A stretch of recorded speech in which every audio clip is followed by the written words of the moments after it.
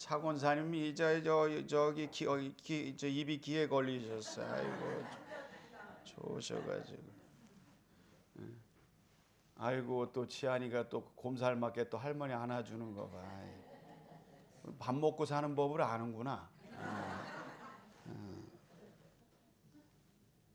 예전에 한번 그 죄수를 호송하는 일이 저에게 한번 주어졌던 일이 있어요. 몇 차례 한 그 감옥 교도소에 들어가는 사람들을 호송하는 그런 일을 했었어요.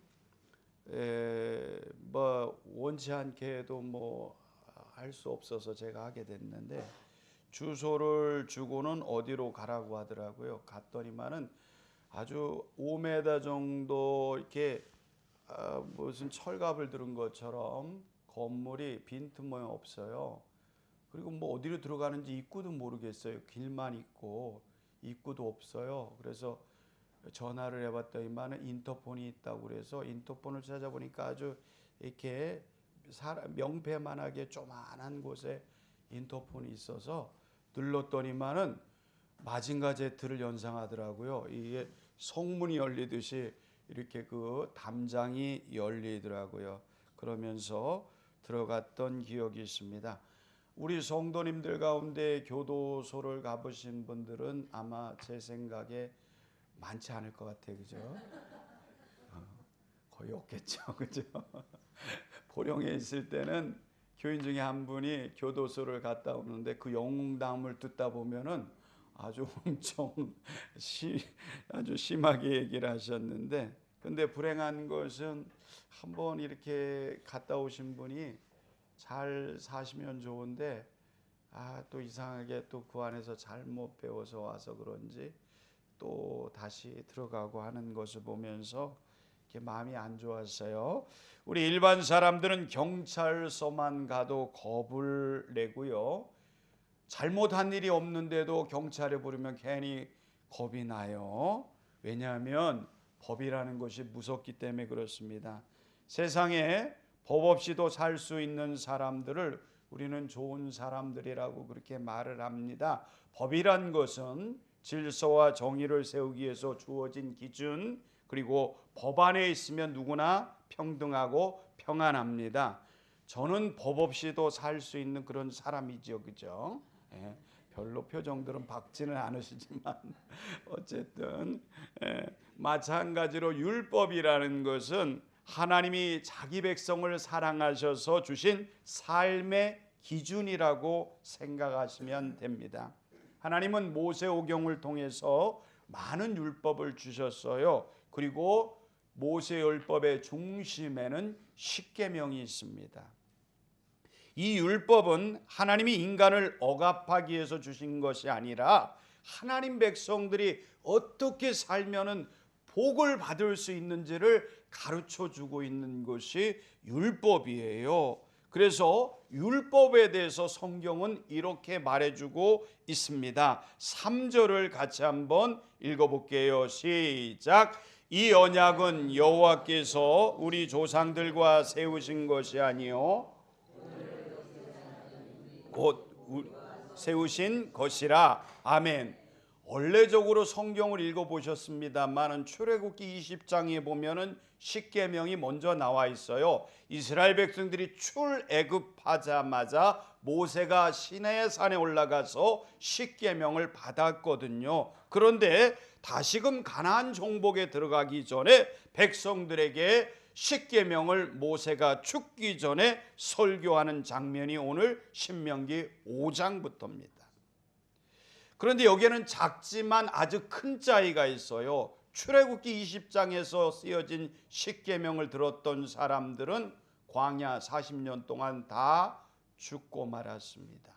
신명기 5장에 십계명을 들은 세대는 가나안을 정복하는 새로운 세대들이고 12지파의 지도자들을 중심으로 한 새 이스라엘 백성들이라는 것입니다. 이 언약은 여호와께서 우리 조상들과 세우신 것만 아니고 오늘 여기 살아있는 우리, 곧 우리와 세우신 언약이라 그렇게 말합니다. 이것을 한번 세 단어로 한번 보도록 하게 했습니다. 율법이 전해진 것은 옛날이 아니고 here, 여기라 그랬어요. 바로 지금 이곳이라는 곳이고요. 오늘, today라고 그랬어요. 지금 나에게 주는 말씀, 살아있는 나에게 주는 말씀이라는 거예요. 율법이라는 것이 하나님의 말씀이 예전 창세기에 또 출애굽기에 신명기 민수기에 쓰여진 것이 아니고 여기에 오늘 살아있는 나에게 주는 말씀이라는 사실을 기억하시기를 바랍니다. 기차는 레일 위를 달릴 때 너무 완전하고 멋있어요. 물고기는 물 속에 있을 때만이 물 만난 고기가 됩니다. 그래서 물 속에서 마구 헤엄치며 완전한 행복을 느끼게 돼 있어요. 공중 나는 새는 공중을 날아다닐 때에 아름답습니다. 사람은요, 하나님의 말씀 안에 있을 때 가장 완전하고 행복을 느낄 수 있다는 사실을 믿으시기 바랍니다. 이게 은혜예요. 은혜예요. 은혜 아니면 살아갈 수가 없네. 호흡마저도 주님이 주신 것입니다. 하나님의 사람들은요, 믿지 않는 사람들은 그렇지 않지만 하나님의 사람들은 은혜 안에 있으면, 말씀 안에 있으면 감사가 있고요, 행복이 있고요, 감동이 있어요. 율법은 우리를 행복한 삶으로 이끌어가는 말씀입니다. 이런 율법을 주신 목적으로 오늘 성경에서 분명히 이렇게 기록하고 있어요. 33절 말씀 같이 한번 읽어보겠습니다. 너희 하나님 여호와께서 너희에게 명령하신 모든 도를 행하라.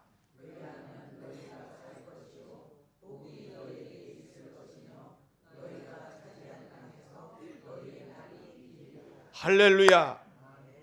제가 지금 이게 안 읽고 가만히 들어봤거든요. 그런데 처음 제가 왔을 때 성경 읽는 거랑 지금 읽은 거랑 차이가 나요. 처음 와서 들었을 때 성경 읽을 때는 출애굽기 20장에 있는 사람들 같았어. 예? 근데 지금 읽으니까 신명기 5장에 있는 사람들 같아. 할렐루야. 뭔 뜻인지 아시죠? 예. 예. 자, 율법을 주신 목적이 있어요. 그건 뭐냐면 첫 번째는 삶을 얻는다 그랬어요. 너희 하나님 여호와께서 너희에게 명령하신 모든 도를 행하라. 그리하면 어떻게 된다고요? 너희가 살 것이요. 산다는 거예요.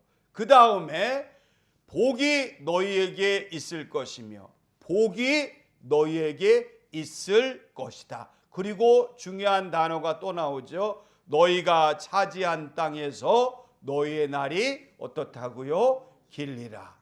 그러니까 세 가지 중요한 축복을 율법을 통해서 주신다고 했어요. 삶을 얻을 것이고, 얼마나 귀해요. 삶이라는 게 얼마나 삶이 기면, 예?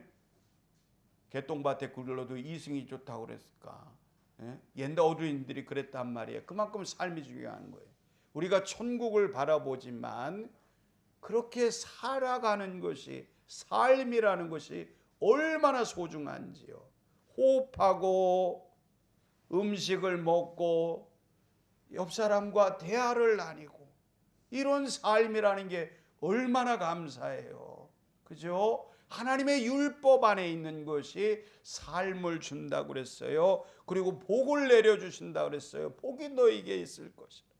그리고 너의 날이 길리라. 장수의 축복을. 여기서 길다는 것은요, 그냥 오래 산다는 것만을 뜻하지는 않습니다. 건강하게 살아가는 것을 말합니다. 이 말씀을 다시 한번 번역하면 너희가 잘 살고 너희가 하는 일이 잘 될 것이며 내가 사는 땅에서 장수한다라는 뜻입니다. 여호와 하나님의 말씀에 순종하는 자가 복을 얻는다. 이것이 십계명을 포함한 모든 율법의 결론입니다. 십계명을 1계명부터 10계명까지 한 계명마다 한 번쯤은 짚어보고 싶지만 오늘은 많은 내용이기 때문에 개괄적으로만 나누도록 하겠습니다. 십계명은 크게 두 가지 틀을 가지고 있습니다. 먼저로는 하나님 사랑, 그래서 하나님과 나와의 관계성에 대한 십계명이 1계명부터 4계명까지가 되어 있습니다. 그리고 사람과 사람과의 관계성에서 오는 계명이 5계명부터 10계명까지, 그렇게 해서 십계명이 형성이 되어져 있습니다. 먼저 하나님과의 관계성 속에서 7절에 이렇게 1계명을 이야기합니다. 함께 읽습니다. 나 외에는 다른 신들을 내게 두지 말지니라. 아멘. 이 계명은 하나님만을 섬기라는 명령이에요. 하나님 외에 다른 신을 인정하지 말라. 하나님보다 더 사랑하거나 의지하는 것을 두지 말라는 거예요. 하나님을 삶의 최고 우선 자리에 놓으라는 것입니다. 성경에서 다른 신은 단순히 우상만을 뜻하지는 않습니다. 사람이 하나님보다 더 의지하고 사랑하는 것이 우상이 될 수 있습니다. 예를 들면 돈이나 권력이나 명예나 사람, 또 자기 자신을 의지하는 사람들도 많이 있습니다. 저는 많은 정치인들이 이 욕심 때문에 넘어지는 것을 봤습니다. 그리고 주변에 많은 목사님들이 명예욕 때문에 목회가 망가지는 것을 너무 많이 봤어요. 어떤 목사님은 돈에 넘어져서 목회가 망가진 목사님도 있고요. 욕심에 무너지고 명예욕에 넘어지는 분들도 많이 봤습니다. 하나님보다 나의 삶에 우선이 되는 것이 있다면 가감하게 정리하시고 주님 주신 복의 백성들 되시기를 소원합니다.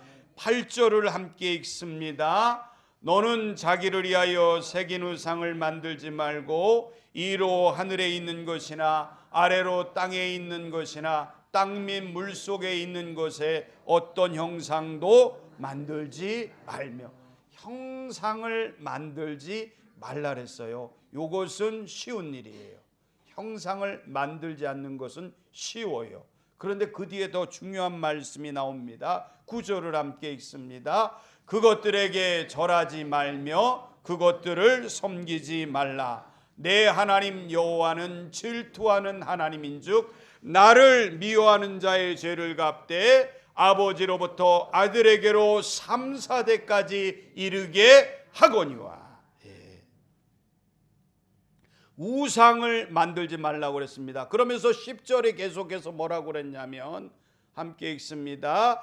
너는 내 하나님 여호와 죄송합니다. 그거는 안 들어갔네요. 나를 사랑하고 내 계명을 지키는 자에게는 1000대까지 은혜를 베푸는. 역시 오늘은 확실히 신명기 5장의 성도님들 같아요. 그죠? 성경을 정확하게 보시니까 우상을 만들지 말라. 이스라엘의 가장 커다란 죄는 항상 우상 숭배였어요. 오늘날에도 우상이 많습니다. 우리는 나무나 돌로 만든 우상을 섬기지는 않지만 다른 우상을 섬길 수 있어요. 하나님보다 더 사랑하는 것이 있다면 그것이 바로 우상이에요. 우상을 숭배하지 마세요. 하나님을 숭배하시기를 바랍니다. 하나님만 사랑하세요. 그러면 하나님의 복이 우리 성도님들의 삶 속에 임할 줄로 믿습니다. 목사니까 제가 이렇게 얘기하는 거 아니에요. 성경에 그렇게 써 있잖아요. 그죠? 그리고 이 말씀을 저는 믿습니다. 할렐루야. 11절 말씀 같이 읽습니다. 너는 내 하나님 여호와의 이름을 망령되이 일컫지 말라. 나 여호와는 내 이름을 망령되이 일컫는 자를 죄 없는 줄로 인정하지 아니하니라. 아멘. 하나님의 이름을 망령되이 일컫지 말라는 것입니다. 미국 대통령 선거할 때 선서식 할 때 보면 두 가지 우리랑 다른 점이 있어요. 한 가지는 뭐냐면 성경이 등장을 하고요. 또 한 가지는 뭐냐면 미국을 대표하는 목사님이 나와서 축복 기도를 합니다. 그런데 거기에서 우리가 기억해야 될 것은 꼭 자신이 사용하던 성경 아니면 자신이 제일 좋아하는 성경을 가지고 가서 거기에다 손을 얹고 하나님 앞에 선서를 하는 거예요. 미국인들이 가장 중요시 여기는 것이 뭘까요? 바이블이거든요. 성경이거든요. 이 가장 중요한 성경에다가 손을 얹고 맹서하는 거예요. 거짓 맹서, 거짓 예언, 거짓 증거, 크리스찬이라고 하지만 삶에서 그리스도의 향기가 나지 않는 사람들도 일컫습니다. 우리는 하나님의 편지, 나는 하나님의 편지라고 생각하세요. 그러면 얼마나 내가 소중해지는지 몰라요. 부담이 아니고 나는 하나님이 세상에 보내주신 편지다. 그렇게 생각하면 얼마나 내가 존귀해져요. 그죠? 예? 당신은 하나님의 편지입니다. 한번 그렇게 옆에 사람하고 한번 얘기해 볼까요? 시작. 오늘 아침에 할렐루야. 사이가 좋아지는 소리가 막 들려요. 할렐루야. 아이고 우리 정권사님도 사는 법을 아시네. 편지예요. 얼마나 내가 소중한가. 그러니까 우리의 모습을 통해서 하나님이 영광 받으시는 거예요. 그러면 하나님의 편지로 가 있는 성도들에게 하나님이 그냥 내버려 두시겠어요? 얼마나 그걸 애기중지하면서 돌보시겠어요. 그러니까 우리를 통해서 세상으로 그리스도의 향기가 전파되니 우리는 축복의 통로인 줄로 믿습니다. 그래서 우리는 함부로 하나님의 이름을 망령되이 일컬어서는 안 됩니다. 네 번째 사계명으로 가보겠습니다. 12절 함께 읽습니다. 시작. 내 하나님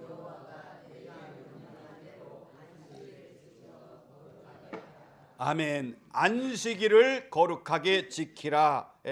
지금 되게 어려운 거 하고 딱딱한 거 하는데 재밌죠? 왜 그런지 아세요? 우리 성도님들이 신명기 5장의 성도들이니까 그래요. 할렐루야. 13절을 한번 볼게요. 13절 같이 읽습니다. 시작. 엿새 동안은 힘써 내 모든 일을 행할 것이나 14절 계속합니다. 일곱째 날은 내 하나님 여호와의 안식일인즉 너나 내 아들이나 내 딸이나 내 남종이나 내 여종이나 내 소나 내 낙이나 내 모든 가축이나 내 문 안에 유하는 객이라도 아무 일도 하지 못하게 하고 내 남종이나 내 여종에게 너같이 안식하게 할지니라. 아멘. 안식일을 지키는 것이 우리를 지키는 중요한 삶의 원리예요. 하나님이 6일은 일하고 하루는 쉬라고 그랬으니까 그게 뭐 하나님을 위해서라고 우리는 생각을 하지만 그러나 창조 원리가 그렇다는 거예요. 6일 일하고 하루를 쉬어야 우리의 몸이 회복이 된다는 거예요. 태국을 가보니까 그런 얘기를 하대요. 1년 3모작 어떨 때는 4모작까지 가능하대요. 그런데 왜 2모작만 하냐면 땅도 쉬어야 된다고 그래서 그렇다는 얘기를 듣고 은혜를 받았습니다. 사랑하는 성도님들, 6일은 일하고 하루 안 쉬는 것은 창조 원리에 맞지를 않고 우리의 영육간의 건강을 해롭게 만드는 길이라는 사실을 기억하시면서 율법적으로 6일을 딱 일하고 하루를 딱 쉬어야 된다. 율법은 아닙니다. 우리 삶 속에서 내가 하나님 앞에 정해진 시간을 쉬고 안식을 갖는 것도 지혜롭다는 것 기억하시기 바랍니다. 내가 죽으라고 하는 것만이 능사는 아니에요. 내가 내 몸을 다스리고 내 몸에게 쉴 수 있는 시간을 주는 것, 이것도 하나님이 주신 지혜라는 사실을 기억하시기 바랍니다. 자, 사람과의 관계가 5계명부터 10계명까지 있습니다. 하나님과 사람이 연결되고 그리고 사람과 사람과의 관계가 아름답게 연결되어지는 것이 십계명인데요. 16절 말씀을 같이 읽어보도록 하겠습니다. 너는 내 하나님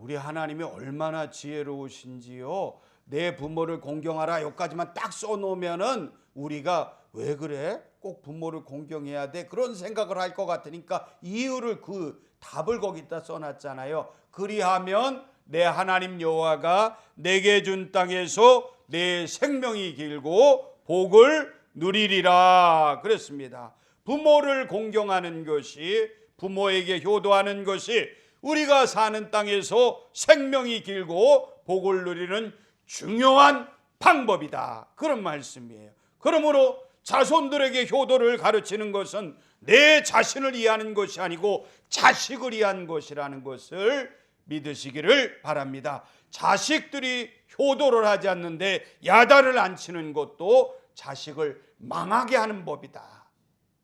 그러니까 하나님의 말씀대로 부모를 공경하라. 이것이 우리가 땅에서 생명이 걸고 복을 누리게 되는 놀라운 축복의 원동력이라는 사실을 믿으시기 바랍니다. 17절을 가보겠습니다. 시작.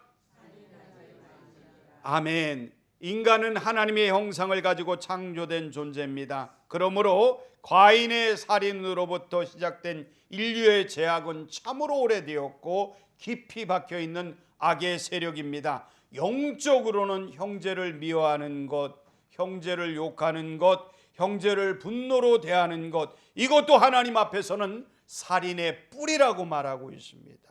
왜냐하면 최초의 인류의 살인은 분노와 시기와 미움에서 시작되었기 때문이라고 합니다. 즉 살인이라는 것이 칼로 시작되는 것이 아니고 마음에서부터 시작되기 때문이라는 것입니다. 생명을 존중하는 것이 하나님 주신 명령인 줄로 믿습니다.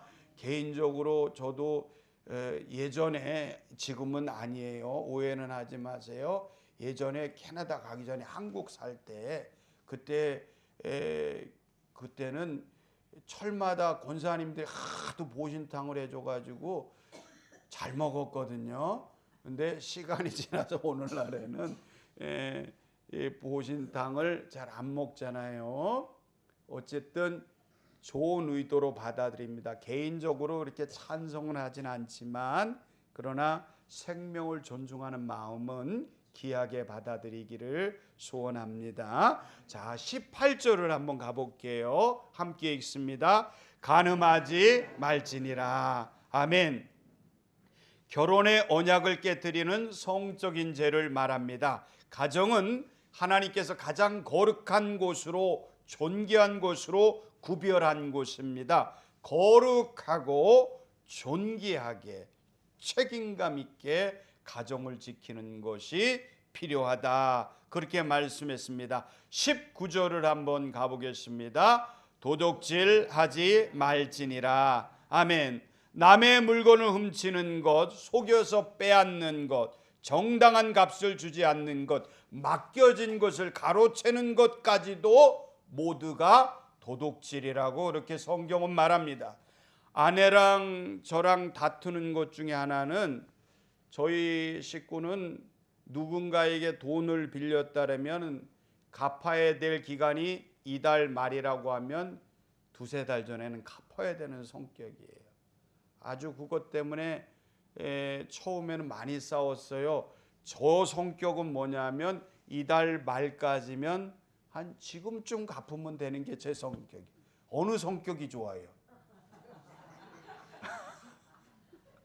다행히도 이 사람이 없네요 지금.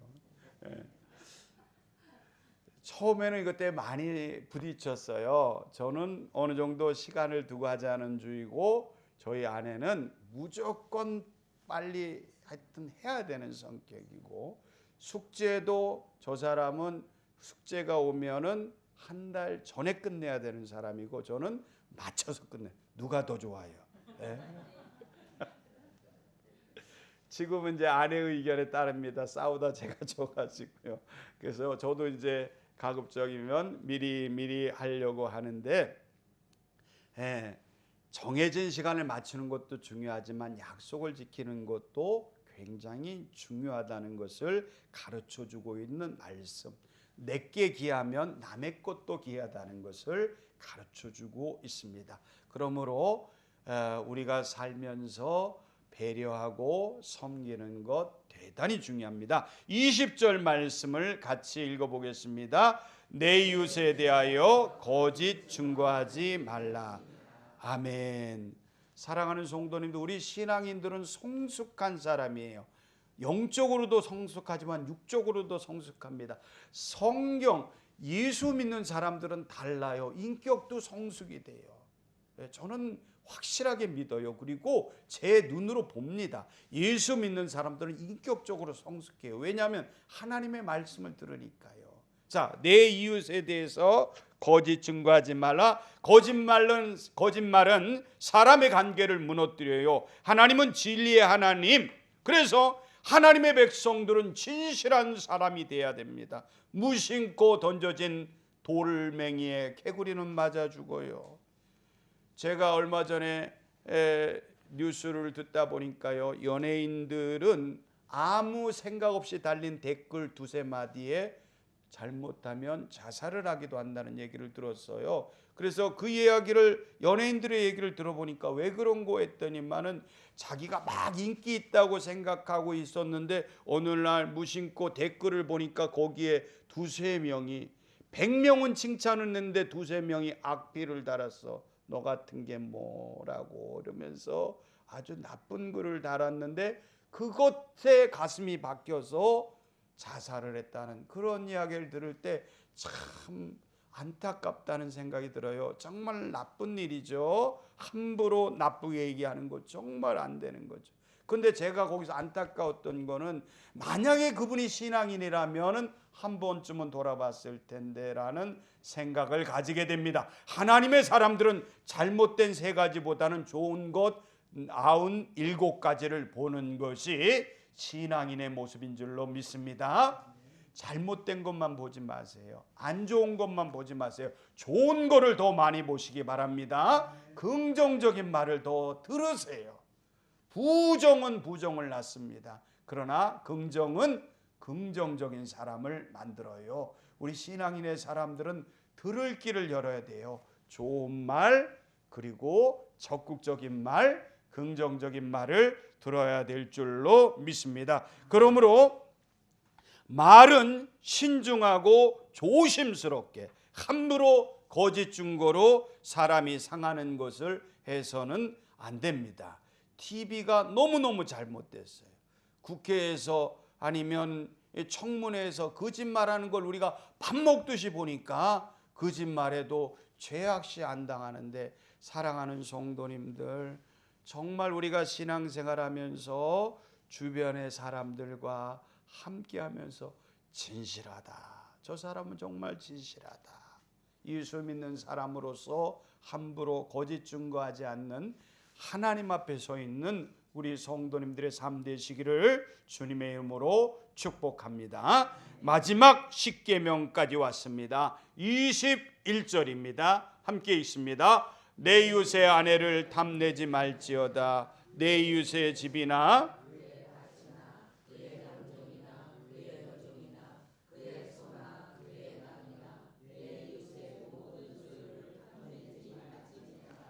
탐심 금지예요. 자, 연못가에 가보면 낚시 금지라고 딱 써 있잖아요. 근데 거기서 낚시하면 어떻게 돼요? 벌금. 저 채집사님 안 된대. 안 되면 그죠? 안 되죠, 그죠? 아주 호되게 해야 돼. 우리나라가 아직까지 좋은 나라에 그러다 보니까 법을 어겨도 그냥 이렇게 저거 하는데, 미국이나 캐나다를 가보면 공권력이 굉장히 세요. 그래서 법을 어기면 인정사정 안 봐주고요. 부모가 자식을 때리다가 잡혀가는 경우가 허다합니다. 때릴 자식이 없어서 이제는 좀 서운하시죠. 근데 자식을 때리는 거가 굉장히 많이 이루어지니까 각 나라 사람들이 오니까 아들이 가끔 전화 와서 굉장히 힘들 때가 자식과 부모가 싸울 때 부모를 잡아갈 때가 제일 힘들다 그러는데, 대부분 사람들은 나보다 좋은 것을 보면서 부러워하게 되어 있습니다. 소나타 타는 사람이 엘란트라 타는 사람을 보면서 만족하는 사람은 아주 드물어요. 그죠? 그런 사람은 저 정도 인격이 돼야 돼. 그죠? 그런데 소나타 타면은 그랜저나 제네시스를 보고 부러워하죠. 자신의 집에 있는 아내나 남편을 소중하게 생각해야만 합니다. 그러나 아내를 하찮게 여기거나 남편을 무시하는 것은 대단한 착각입니다. 그거는 정말 해서는 안 되는 엄청난 착각이에요.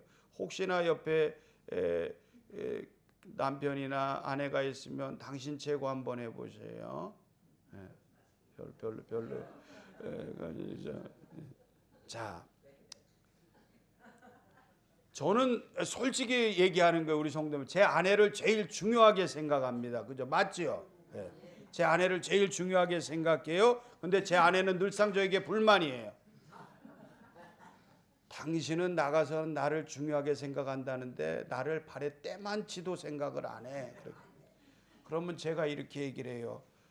발에 뭔 때가 그렇게 많냐고. 제가 그렇게 얘기를 한다. 사랑하는 성도님들, 남의 것이 아무리 좋아 보여도 내게 주신 것이 제일 소중한 겁니다. 내가 지금 가지고 있는 것이 제일 중요해.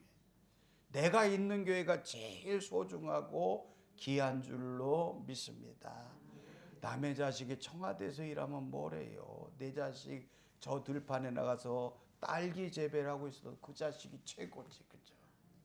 내게 주어진 것이 최고인 줄로 믿습니다. 내게 주신 것이 가장 소중하다고 생각하는 사람들은 남의 것을 탐을 낼까요? 안 내죠.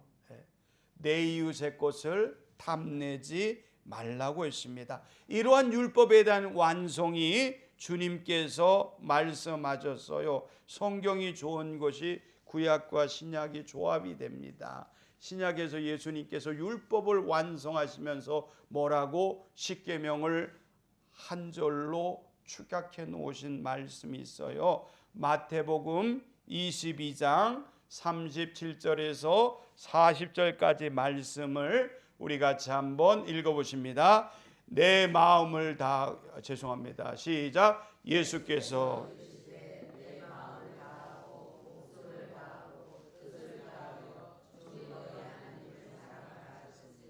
이것이 크고 첫째 되는 계명이요 둘째도 그와 같으니 내 이웃을 내 자신같이 사랑하라 하셨으니 이 두 계명이 온 율법과 선지자의 강령이니라. 할렐루야. 뭐예요? 한마디로 줄이면 하나님을 사랑하세요. 그리고 이웃을 사랑하세요. 그 얘기예요. 그거를 위해서 주님이 우리를 대신해서 십자가를 지시고 이 율법이요 선지자의 강령을 완성하셨습니다. 이것이 율법이고 이것이 바로 복음입니다. 이 사실이 우리로 하여금 천국으로 이끌어가는 생명책에 기록되어지게 하는 놀라운 말씀이에요.